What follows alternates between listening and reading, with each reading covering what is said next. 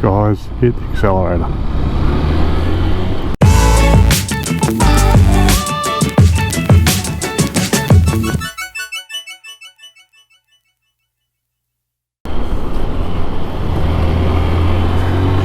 Hey everyone, how's it going? Welcome to Roads of Oz. So I've done all this recording. I've recorded a great day out riding, also the additional testing of the Sena 50R, but I've just been lazy in the editing department, especially when you've got hours of footage and I've got to marry up the voice and 1 to 2 GoPros. So I've been a bit lazy, so this is just a single GoPro filming away with my Purple Panda mic, and hopefully it will make the editing that much quicker and I'll get a video out actually on time this weekend. Oh. It's been an eventful week, been busy at work, and I've actually had the poor little Honda CB125 started playing up quite a bit, and what it was doing was actually stalling and stammering, or whatever you want to call it. It's barely idling, going to take off, and nope. There's a lot of hesitation there, and then it launches. And didn't give me much faith. Problem was I was on a 80k round trip to a mate's place, and I made the usual mistake of leaving thinking, oh, it'll be fine, it'll clear out, and it got worse and worse. Actually, I had to run this down a motorway, which I don't recommend at the best of times, just to keep the revs up so it wouldn't stall. So my guess is it's some sort of blockage in the carburetor in the pilot jet. Whenever the revs are down low, there's just no power there. So we'll look at that. And the reason I'm running the risk riding it today is look at those petrol prices. So it's the last few weeks it's been $1.80 odd for regular unleaded, and most of us use 95, so it's close to the $2 mark. And there's always an excuse from the oil companies. Oh, there's a hurricane here, or this plant broke down, or this. Now, oil companies and producers of petrol are they're global. There is no way they're running at 100%. So when there is an issue with one, you would expect the others just to ramp up a little bit. You'd expect some sort of redundancy, and I'm calling bullshit. I just think it's a way of rorting money out of us. One thing I've noticed over the last few years is fuel prices around the long weekend. Now, we were conditioned long weekend, fuel prices go up. The news, it makes the news cycle. They all whinge, bitch and moan about the price of fuel, and then after the long weekend it goes down. But lately, to avoid that news cycle, it seems like the cheapest time to buy petrol is actually on the day of the long weekend. And what they do, they just put the prices up either side of the long weekend. It doesn't make the news cycle and everyone's happy. And that's what I thought happened here. When I saw it go up to $1.80, I thought, oh yeah, that's the because we had a long weekend here in Sydney, the October long weekend.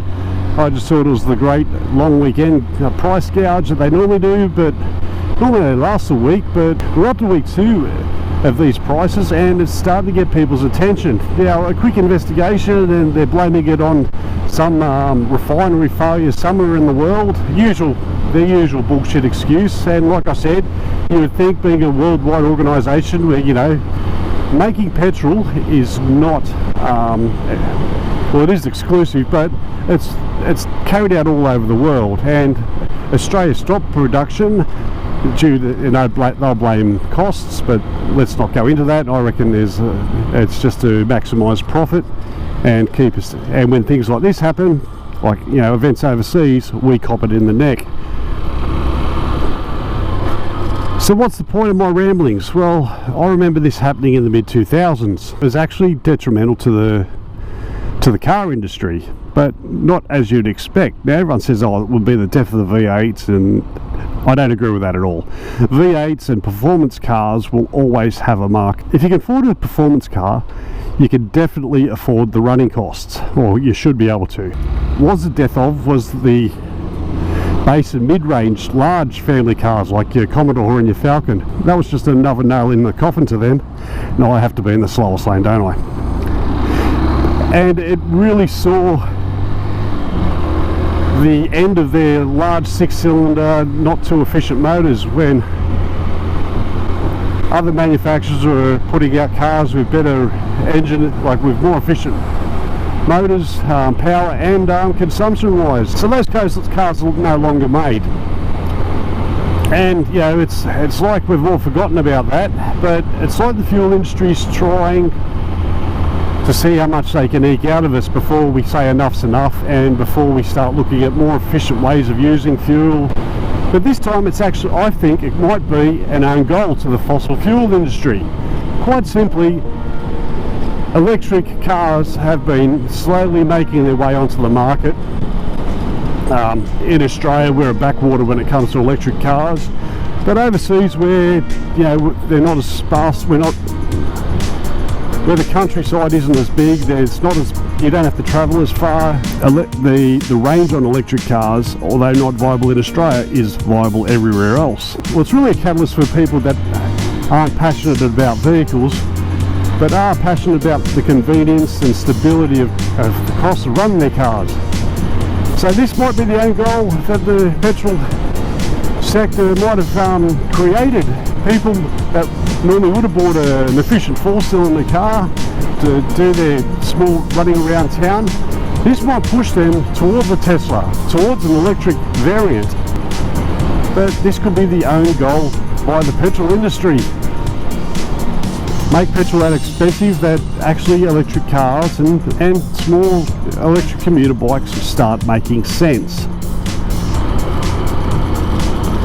And the problem is, the more, well not problem, but the thing is, the more electric cars produced, the more development goes into them, the better they're going to be. And when they crack that range barrier of over 500 kilometres, I think Australia will be well served by electric vehicles.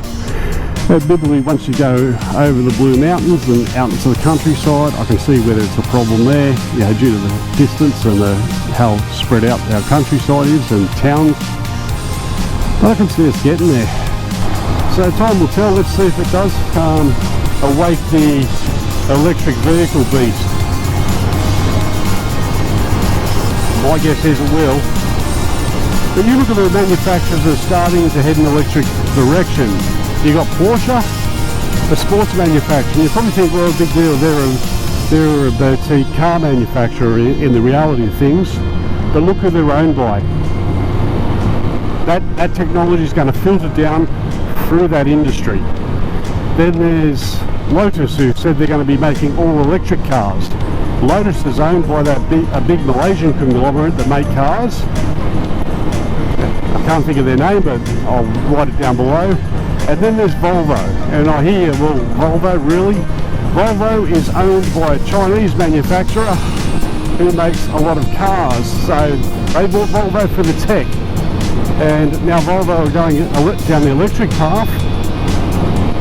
That tech, like it used to when Volvo was owned by Ford, you used to see a lot of Volvo tech make its way into Ford cars. You look at their engines, go into the engine bay of any Mondeo, Cougar or any of those, and you're going to see Volvo stamped equipment all through it. So it's coming, the steps are there, it's just done subtly, and you think it's by, everyone goes, oh, but it's only by smaller manufacturers. Well, no, it's not. Look at who owns those manufacturers, and that's going to give you an insight to how quickly they're going to adapt to electric. Anyway, that's pretty much it for me. What do you think? I know some people out there aren't fans of the electric motor vehicle market. They're not aiming their marketing towards us. And most of the people that watch my channel are actually probably motorcycle or car enthusiasts. So yeah, let me know in the comments what you think, and if the prices keep going this way, what actions are you going to take to reduce the cost to yourself? I'm sticking with the little mighty 125. It's helping save me, at the moment, it's probably close to $20 per 100 Ks. And when you average 300 Ks a week, you know, sure I can spend 60 bucks on much more interesting things like stuff to review for this channel. Maybe. We'll see. But anyway, thanks very much for watching. If you found the video interesting, please like, share, and if you haven't done so already, hit that subscribe button. Look after yourselves, and I'll see you on the next vid.